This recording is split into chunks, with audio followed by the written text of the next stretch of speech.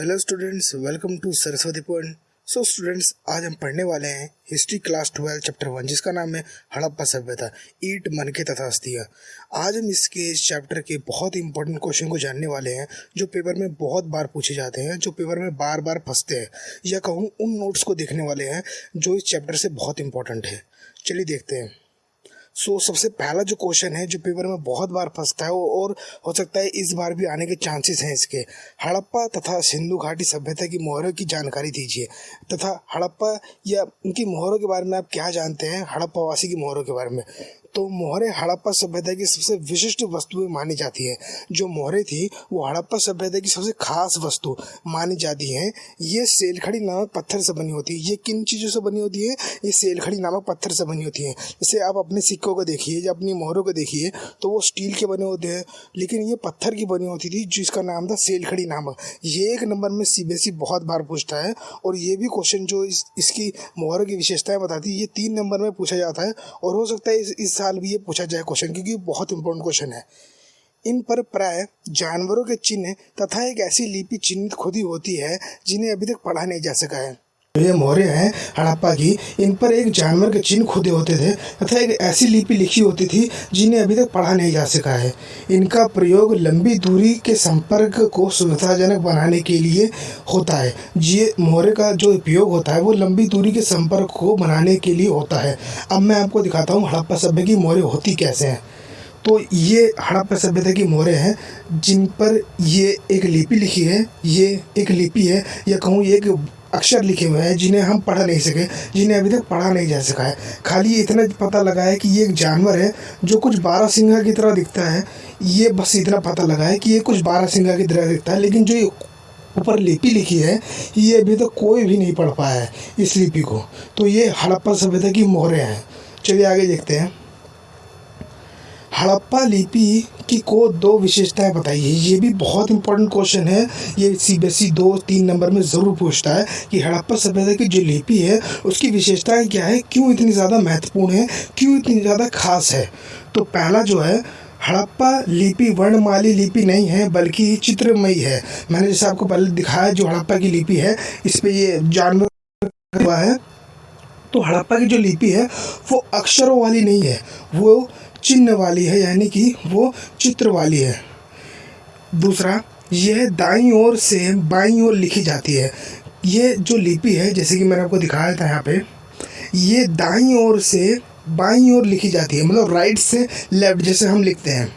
क्योंकि अब ये क्यों लिखी जाती है इसके बारे में बताया, क्योंकि कुछ मोहरों पर दाईं ओर चौड़ा अंतर जबकि बाईं ओर कम है। जैसे लिखते समय स्थान कम पड़ गया, जैसे कि आप और मैं लिखते हैं तो जब लास्ट में जैसे कि मैंने यहाँ से लिखना स्टार्ट किया तो लास्ट में कुछ जगह बच जाती है तो वहाँ पर छोटे अक्षर लिख देते हैं। तो ऐसे ही लिपि में पाया गया है कि जो राइट साइड में है यहाँ तो अक्षर बड़े हुए हैं, लेकिन जो लेफ़्ट साइड में है यहाँ पर जगह कम होने के कारण छोटे अक्षर लिखे गए हैं। तो ये हड़प्पा सभ्यता की लिपि के विशेषताएँ हैं कि क्यों इतनी ज़्यादा खास है। आगे चलते हैं।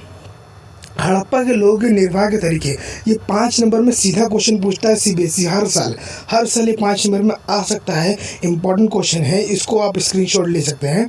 हड़प्पा के लोगों के निर्वाह के तरीके, निर्वाह यानी खाने पीने के, रहने उठने के निर्वाह के तरीके कौन कौन से थे। तो पहला था, हड़प्पाई लोग कई प्रकार के पौधे तथा जानवरों से भोजन प्राप्त करते थे। मछली उनका मुख्य आहार था। दूसरी आहार होना चाहिए। मछली उनका मुख्य आहार था। हड़प्पाई लोग पौधे तथा जानवरों से भोजन प्राप्त करते थे और मछली क्या था, उनका मुख्य आहार था। ये 1 नंबर क्वेश्चन में ज़रूर पूछा जा सकता है कि हड़प्पा के लोगों का मुख्य आहार क्या था। तो मछली उनका मुख्य आहार था। दूसरा देखते हैं, उनके अनाज में जो अनाज था गेहूँ, जौ, दाल, सफ़ेद चना तथा तिल शामिल थे। उनके जो अनाज थे जो क्या क्या थे, गेहूँ, जौ, तिल शामिल थे। इन अनाजों के दाने हमें कई हड़प्पा स्थलों से मिले हैं। ये 1 नंबर में क्वेश्चन ज़रूर आता है कि हड़प्पा के लोगों के अनाज में हमें क्या क्या मिला है। तो आप गेहूँ लिख सकते हो, जौ लिख सकते हो, सफ़ेद चना लिख सकते हो। ये 1 नंबर क्वेश्चन में आता है। आगे चलते हैं।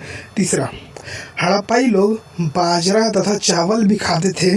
बाजरे के दाने गुजरात के स्थानों से मिले हैं तथा चावल का उपयोग संभवतः कम किया जाता था, क्योंकि चावल के दाने अपेक्षाकृत कम मिले हैं। हड़प्पाई लोग चावल और बाजरे का इस्तेमाल भी करते थे, तो बाजरे के दाने हमें गुजरात से मिले हैं, लेकिन चावल के दाने कम मिले हैं, क्योंकि हो सकता है कि ये लोग चावल कम खाते थे।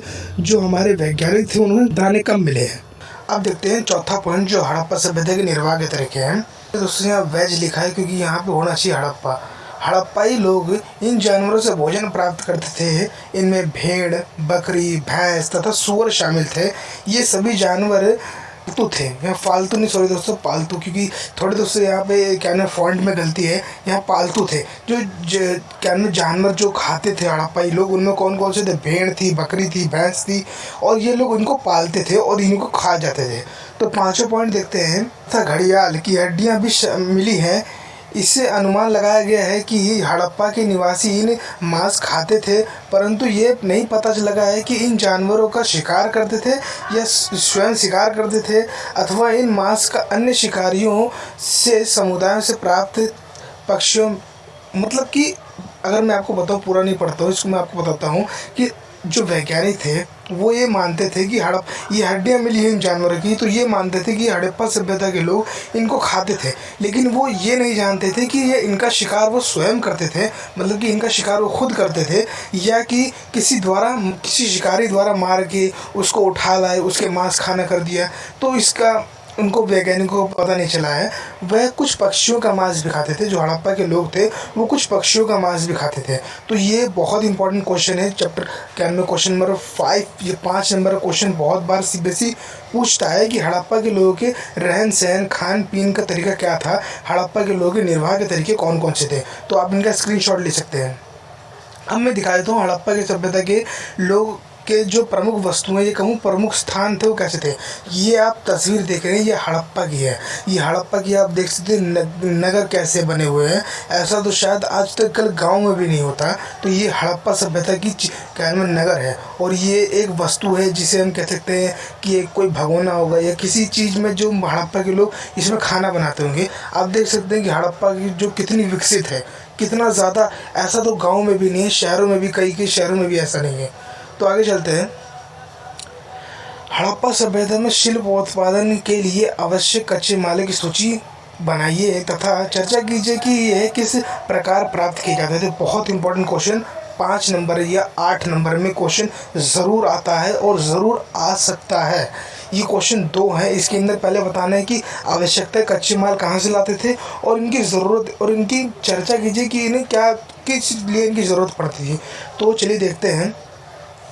हड़प्पा सभ्यता, हड़प्पा स्थलों में कई प्रकार का शिल्प उत्पादन होता था। जो हड़प्पा था वहाँ पे कई प्रकार का शिल्प उत्पादन होता था। मैं आपको पहले बता दूँ शिल्प उत्पादन क्या होता है। शिल्प उत्पादन मतलब कि सोने चांदी के गहने, अंगूठियाँ, ये कई सारी चीज़ें शिल्प उत्पादन में आती हैं। तो इनके लिए विभिन्न प्रकार के कच्चे माल की ज़रूरत पड़ती थी। आप जानते हो कि अगर किसी को गहने बनवाने होंगे तो उसको सोने की ज़रूरत पड़ती होगी। तो ऐसे ही यहाँ पे शिल्प उत्पादन के लिए कई प्रकार की मालों की ज़रूरत पड़ती थी।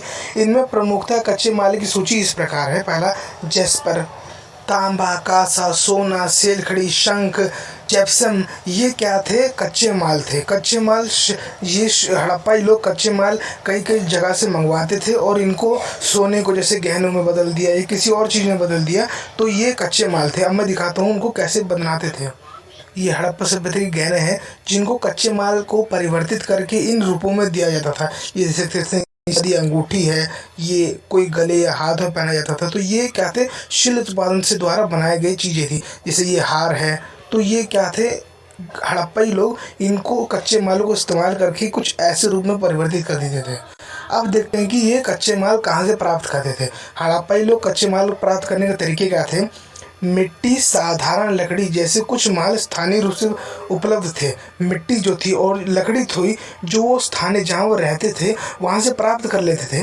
परंतु पत्थर, बढ़िया लकड़ी तथा धातु जैसी चीज़ें, बढ़िया लकड़ी का यहाँ अर्थ है चंदन की लकड़ी, और कई लकड़ी जो महंगी महंगी थी, और धातु यहाँ से जैसे मतलब सोना, चांदी, जिप्सम, जैसे मैंने आपको पहले बताया, जैसी जलोढ़ मैदान से बाहरी क्षेत्र से मंगवानी पड़ती थी। मतलब कि बाहर के क्षेत्रों से, मतलब कि हड़प्पा स्थानों से बाहर के क्षेत्र, अफ़गानिस्तान हो गया या कहीं और, जो गुजरात हो गया, तो ऐसे ऐसे स्थानों से मंगवानी पड़ती थी। इसके लिए हड़प्पा वासी इनके कई तरीके अपनाते थे। मतलब कि इन मालों को प्राप्त करने के लिए अब वो कौन कौन से तरीके अपनाते थे उनको देखते हैं। तो बस्तियाँ स्थापित करना, जो सबसे पहला पॉइंट कि बस्तियाँ स्थापित करना। हड़प्पावासी क्या करते थे, इन चीज़ों को प्राप्त करने के लिए बस्तियाँ स्थापित करते थे वहाँ पे। अब इसको मैं आपको पढ़ के बताता हूँ।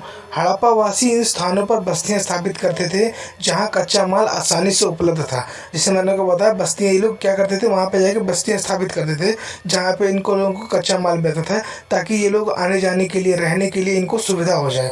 उदाहरण के लिए नागेश्वर, ये आप याद रखना, नागेश्वर ये 1 नंबर क्वेश्चन ज़रूर आ सकता है। नागेश्वर और बालाकोट संघ आसानी से उपलब्ध था। शंख नहीं, यहाँ पे शंख आना चाहिए, सॉरी दोस्तों, संघ लिखा हुआ है। नागेश्वर और बालाकोट में क्या था, शंख बहुत आसानी से उपलब्ध था।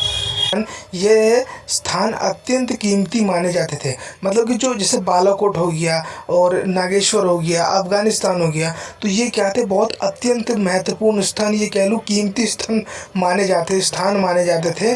क्योंकि यहाँ पे क्या था, बहुत महंगी चीज़ें यहाँ पर मिलती थी। तो चलिए आगे देखते हैं। तो थैंक यू दोस्तों, वीडियो पसंद आए तो वीडियो को लाइक करें, चैनल को सब्सक्राइब ज़रूर करें प्लीज़ यार, मेरे सब्सक्राइबर बहुत कम है, प्लीज़ यार सब्सक्राइबर बढ़वा दो।